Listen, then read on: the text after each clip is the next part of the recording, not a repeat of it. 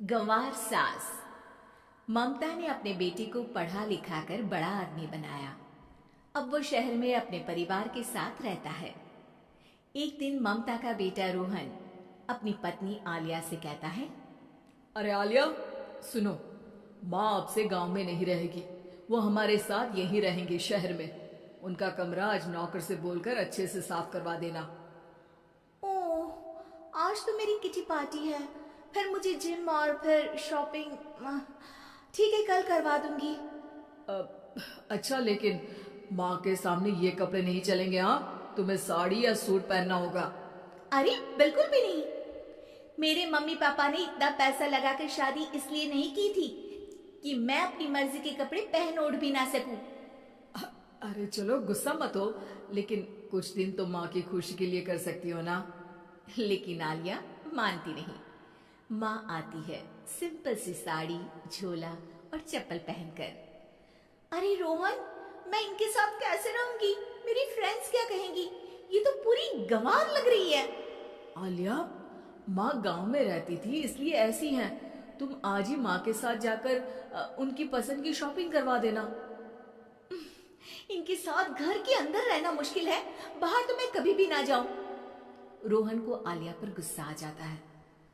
माँ, ओ माँ। हाँ बेटा। वो माँ को ले जाने के लिए उनका हाथ पकड़ता है कि अरे माँ, तेरे हाथ अभी तक इतने कड़े हैं, तूने इसका कोई इलाज नहीं किया? अरे बेटा, इसका कोई इलाज नहीं।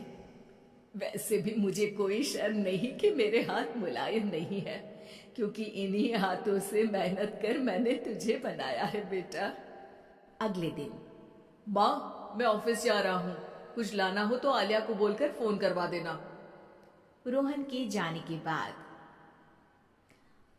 आप ना आज कमरे में ही रहिएगा, घर में पार्टी है, मेरी सहेलियां आ रही है, मैं उन लोगों के सामने आपको नहीं ला सकती हूँ। ठीक है बहू, लेकिन तुम कहो तो मैं कुछ खाने को बना दूं तुम लोगों की पार्टी के लिए। वो लोग सिर्फ कॉन्टिनेंटल या थाई फूड ही खाते हैं। कोई बात नहीं, कभी इंडियन खिलाने वाला कोई मिला नहीं होगा ना। मैं बनाकर कमरे में चली जाऊंगी।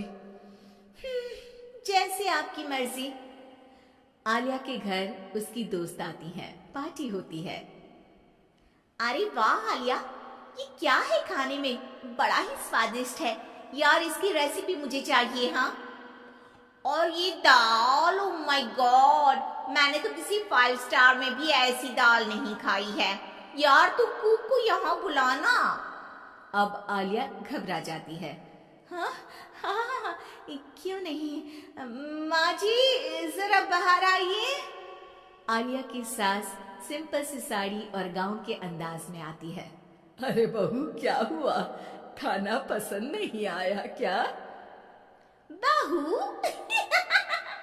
अरे ये गांव से दिखने वाली औरत तुम्हें बहू क्यों बोल रही है?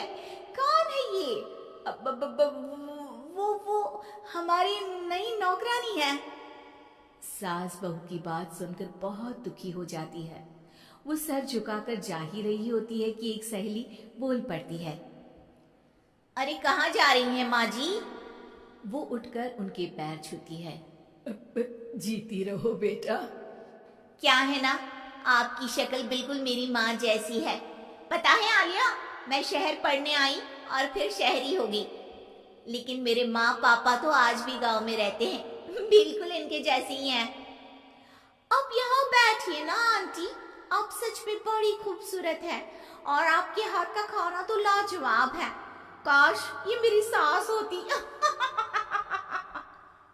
सभी सहेलियां सास को घेर कर बैठ जाती हैं और उनसे खाने की रेसिपी पूछ रही होती है कि तभी घर की बेल बजती है और रोहन आता है। अरे क्या बात है, आज आप लोग हमारे घर में?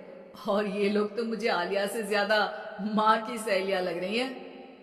क्या ये आपकी माँ है?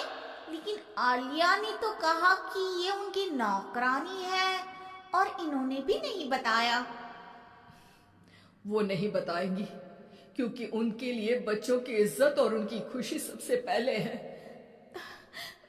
मुझे माफ कर दो, मुझे इन्हें तुम लोगों से मिलवाने में शर्म आ रही थी कि तुम लोग क्या कहती। अरे अब तो हमें शर्म आ रही है कि तुम हम लोगों की सहेली हो। हाँ, जो माँ जैसी सास को नौकरानी बोले वो हमारी सहेली नहीं हो सकती। ये बोलकर सभी वहां से जाने लगती है कि सास बोलती है, आलिया की तरफ से मैं तुम लोगों से माफी मांगती हूँ। उसने जो कहा उसके लिए मैं उसे माफ करती हूँ। अब तुम लोग भी उसे माफ कर दो, क्योंकि अगर तुम लोगों ने उससे दोस्ती तोड़ी तो फिर मेरे हाथ का खाना कैसे खाओगी? नहीं नहीं आंटी, जरूर आएंगे, लेकिन अब आलिया की नहीं बल्कि आपकी सहेली बनकर।